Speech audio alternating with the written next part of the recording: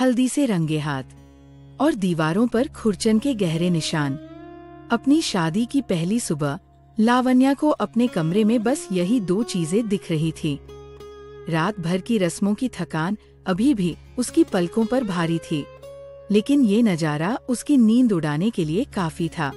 ये वाड़ा, उसका नया घर, बाहर से जितना आलीशान था, अंदर से उतना ही ठंडा और खामोश महसूस हो रहा था। उसने अपने पति लक्ष्मण राव को देखा, जो पास ही सो रहे थे। उनके चेहरे पर एक सुकून भरी मुस्कान थी। लावण्या ने धीरे से दीवार पर उकेरे उन निशानों को अपनी उंगलियों से छुआ। वे नए नहीं थे, पुराने थे, जैसे किसी ने बहुत बेबसी में अपनी पूरी ताकत से पत्थर को खुरच दिया हो। हल्दी की पवित्र महक के साथ एक अनजाना डर उसके दिल में उतर रहा था।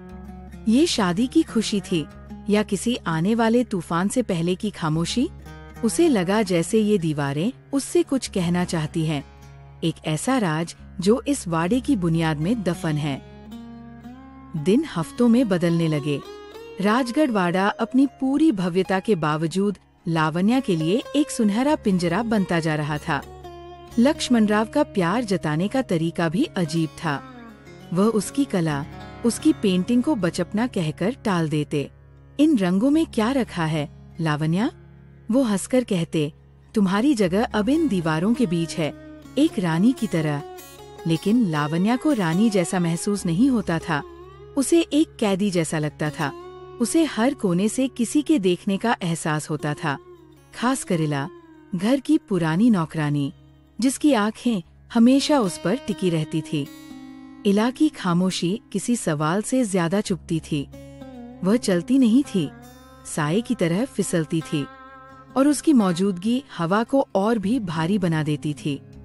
लावण्या ने कई बार उससे बात करने की कोशिश की, उस कमरे की दीवारों के बारे में पूछना चाहा, पर इला की नजरें हमेशा खाली रहती थी, जैसे वह किसी ऐसे सच को देख रही हो जिसे लावण्या कभी नहीं समझ सकती। इस घुटन और अकेलेपन ने लावण्या के शरीर पर असर दिखाना शुरू कर दिया। एक दोपहर जब वो दालान में खड़ी बारिश की बूंदों को देख रही थी, उसकी आंखों के आगे अंधेरा छा गया। जब आँख खुली तो वो अपने बिस्तर पर थी और लक्ष्मण राव उसके सिर पर चिंता की लकीरों के साथ बैठे थे। तुम्हारी तबीयत ठीक नहीं है लावण्या, उन्होंने नरमी से कहा। ये सब तुम्हारी कमजोरी की वजह से है। तुम्हें आराम की जरूरत है, भरपूर आराम। उन्होंने घर के वैद्य को बुलाया, जिसने नब्ज देखकर कहा कि दिमाग पर जोर पड़ रहा है। लक्ष्मण राव ने फैसला सुना दिया, तुम कुछ दिन इसी कमरे में आराम करोगी। कोई काम नहीं, कोई पढ़ना लिखना नहीं, और ये तुम्हारे रंग और ब्रश, इनकी तो बिल्कुल जरूरत नहीं है। उन्होंने लावण्या के पेंटिंग के सारे सामान को एक संदूक में बंद कर दिया, जैसे वे कोई खतरनाक हथियार हों। लावण्या की आत्मा चीख उठी, लेकिन उसकी आवाज हलक में ही दबकर रह गई। लावण्या ने विरोध करने की कोशिश की। ये कमरा नहीं, मुझे यहाँ घुटन होती है, उसने कांपती आवाज में कहा। इन दीवारों पर बने चित्र मुझे घूरते हैं। लक्ष्मण राव हंस पड़े, जैसे किसी बच्चे की नादानी पर हंसते हैं। मेरी प्यारी लावण्या, ये बस तस्वीरें हैं। तुम्हारा मन कमजोर हो गया है, इसीलिए तुम्हें ऐसे वहम हो रहे हैं। ये सबसे हवादार कमरा है, देखो कितनी बड़ी खिड़कियां हैं। उन्होंने सलाखों वाली खिड़की की तरफ इशारा किया। तुम यहीं रहोगी, मेरी देखरेख में। जल्दी ही तुम पहले जैसी हो जाओगी। उनके प्यार में एक अजीब सी जिद थी, एक ऐसा अधिकार जो लावण्या के डर को, उसकी तकलीफ को कोई अहमियत नहीं दे रहा था।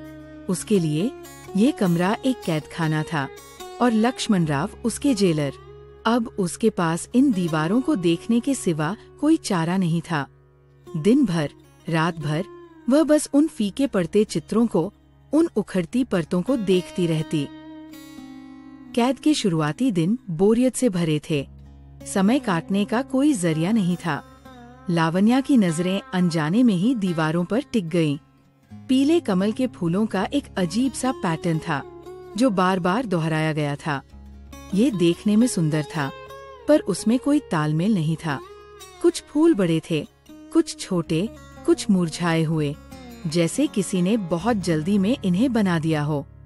धीरे धीरे लावण्या को उन चित्रों में कुछ और भी दिखने लगा। प्लास्टर की उखड़ती परतों के नीचे उसे एक और आकृति की झलक मिलती, एक धुंधला सा साया। ये एक औरत का साया था, झुकी हुई, कैद में। वह पीले कमलों के जाल के पीछे से झांकती हुई लगती थी। पहले तो लावण्या ने इसे अपने दिमाग का फितूर समझा। लक्ष्मणराव सही थे, उसका मन कमजोर हो रहा था। लेकिन वह जितना उस साये को नजरअंदाज करने की कोशिश करती, वह उतना ही साफ होता जाता। लक्ष्मणराव हर रोज उससे मिलने आते। वह उसका माथा चूमते, उसे अपनी छोटी चिड़िया बुलाते और पूछते कि उसका दिन कैसा बीता। दीवारों में एक औरत है, लावण्या ने एक दिन हिम्मत करके कहा। वह हिलती है। लक्ष्मणराव का चेहरा सख्त हो गया, पर उन्होंने अपनी मुस्कान बनाए रखी। तुम सपने देख रही हो प्रिय, आराम करो, सब ठीक हो जाएगा। वह अपनी जेब से एक छोटी शीशी निकालते और इला को देते। इसे रात को लावण्या के दूध में मिला देना, गहरी नींद आएगी। लावण्या को वो मीठा दूध जबरदस्ती पीना पड़ता और उसके बाद दुनिया एक गहरे कुएं में डूब जाती। लेकिन अब उसे नींद से डर लगने लगा था, क्योंकि सपनों में वही औरत आती थी। वह दीवारों से निकलकर उसके बिस्तर के पास खड़ी हो जाती और खामोशी से उसे देखती रहती। उसकी आंखें खाली थी, पर उनमें सदियों की कैद का दर्द था। एक रात लावण्या ने सोने का नाटक किया।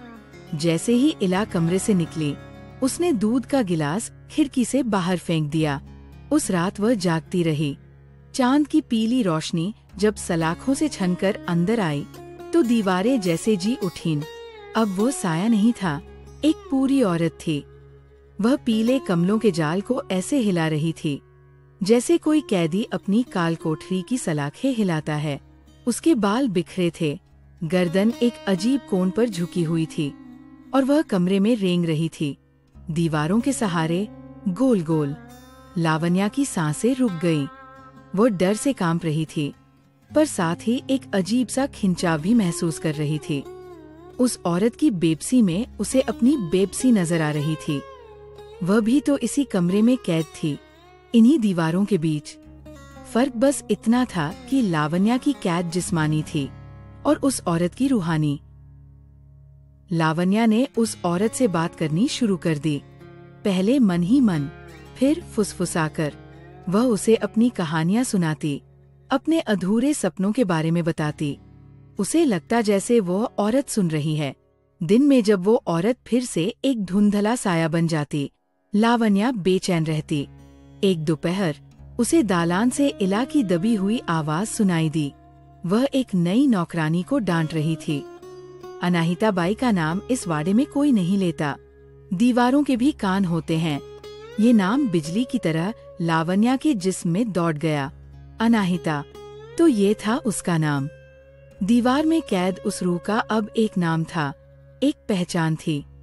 वह अब सिर्फ एक साया नहीं थी, वो अनाहिता बाई थी। ये खोज लावण्या के लिए एक जीत जैसी थी। उसे लगा जैसे उसने वाड़े का सबसे गहरा राज जान लिया है।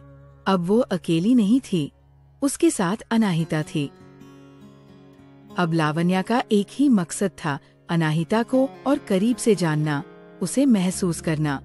वह दीवारों को छूती, प्लास्टर की परतों को अपनी उंगलियों से सहलाती, जैसे वह अनाहिता की ठंडी पड़ चुकी त्वचा को छू रही हो। एक दिन बिस्तर के पीछे दीवार का एक बड़ा सा टुकड़ा उखड़कर गिर गया। लावण्या ने डरते डरते उसके नीचे झांका। वहाँ ठंडे पत्थर पर कुछ खुरचा हुआ था। उसने अपनी उंगलियों से टटोला। वे अक्षर थे, देवनागरी में। कांपते हाथों से उसने धूल साफ की और पढ़ा, मला बाहर काढ़ा, मुझे बाहर निकालो। लावण्या के पैरों तले जमीन खिसक गई। ये अनाहिता का पैगाम था। सालों पहले इसी कमरे में कैद उसने अपनी आखिरी ताकत लगाकर ये संदेश छोड़ा था। पहली सुबह जो निशान लावण्या ने देखे थे, वे बाहर से नहीं, अंदर से थे। वे अनाहिता के थे। ये कोई वहम नहीं था, ये सब सच था। इस खोज ने लावण्या को बदल दिया। उसका डर अब एक अजीब सी हिम्मत में तब्दील हो गया था। अब उसे कमरे से बाहर नहीं निकलना था, अब उसे अनाहिता को बाहर निकालना था। वह अब अनाहिता की साथी थी, उसकी मुक्तिदाता। उसने दीवारों से प्लास्टर नोचना शुरू कर दिया, पहले धीरे धीरे, फिर पूरी ताकत से। उसके नाखून टूट गए, उंगलियों से खून बहने लगा, पर उसे दर्द का एहसास नहीं हो रहा था। हर उखड़ती परत के साथ उसे लगता जैसे वह अनाहिता की कैद की एक जंजीर तोड़ रही है। वह अब दिन रात इसी काम में लगी रहती। जब इला खाना लेकर आती तो वह उसे घूर कर देखती, एक ऐसी नजर से जिसमें अब कोई सवाल नहीं, सिर्फ एक इल्जाम होता था। इला सहम जाती और जल्दी से बाहर निकल जाती। लावण्या को लगता जैसे दीवारों के साथ साथ वह अपने ऊपर लगे बंधनों को भी नोचकर फेंक रही है। मानसून की एक तूफानी रात।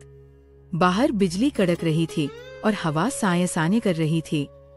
लक्ष्मण राव जब अपने कमरे में पहुंचे तो दरवाजा अंदर से बंद था। उन्होंने आवाज दी, लावण्या, दरवाजा खोलो। अंदर से कोई जवाब नहीं आया, सिर्फ कुछ खुरचने की आवाज आ रही थी। घबराकर उन्होंने इला को बुलाया और दोनों मिलकर दरवाजा तोड़ने लगे। लकड़ी के चरमराने की आवाज के साथ दरवाजा टूटा। अंदर का मंजर देखकर लक्ष्मण राव की रूह कांप गई। कमरा तबाह हो चुका था। दीवारों से सारा प्लास्टर नोच लिया गया था और उसके ढेर बीच में लगे थे, और उन नंगी दीवारों के सहारे लावण्या रेंग रही थी, ठीक उसी तरह जैसे उसने अनाहिता को रेंगते देखा था। उसकी चाल इंसानों जैसी नहीं थी। गर्दन एक अजीब कोण पर झुकी हुई थी और वह दीवार को ऐसे सहला रही थी जैसे वह उसका अपना बदन हो। लावण्या, लक्ष्मण राव की आवाज में डर था। वह धीरे धीरे आगे बढ़े। लावण्या रुकी और उसने अपना सिर उठाया। चांद की रोशनी उसके चेहरे पर पड़ी। उसकी आंखों में एक अजीब सी जीत की चमक थी और उसके होठों पर एक भयानक मुस्कान। ये लावण्या की मुस्कान नहीं थी। तुम ठीक तो हो, प्रिया? लक्ष्मण राव ने कांपते हुए पूछा। उसने जवाब नहीं दिया, बस उसे देखती रही। फिर एक खुरदरी, फटी हुई आवाज उसके गले से निकली, जो सदियों पुरानी लगती थी। आखिरकार मैं आजाद हो गई इन दीवारों से। लक्ष्मण राव के लिए वक्त वही रुक गया। उसे अपनी गलती का एहसास हुआ, पर बहुत देर हो चुकी थी। जिस लावण्या को उसने अपनी छोटी चिड़िया बनाकर पिंजरे में रखा था, वो उड़ चुकी थी।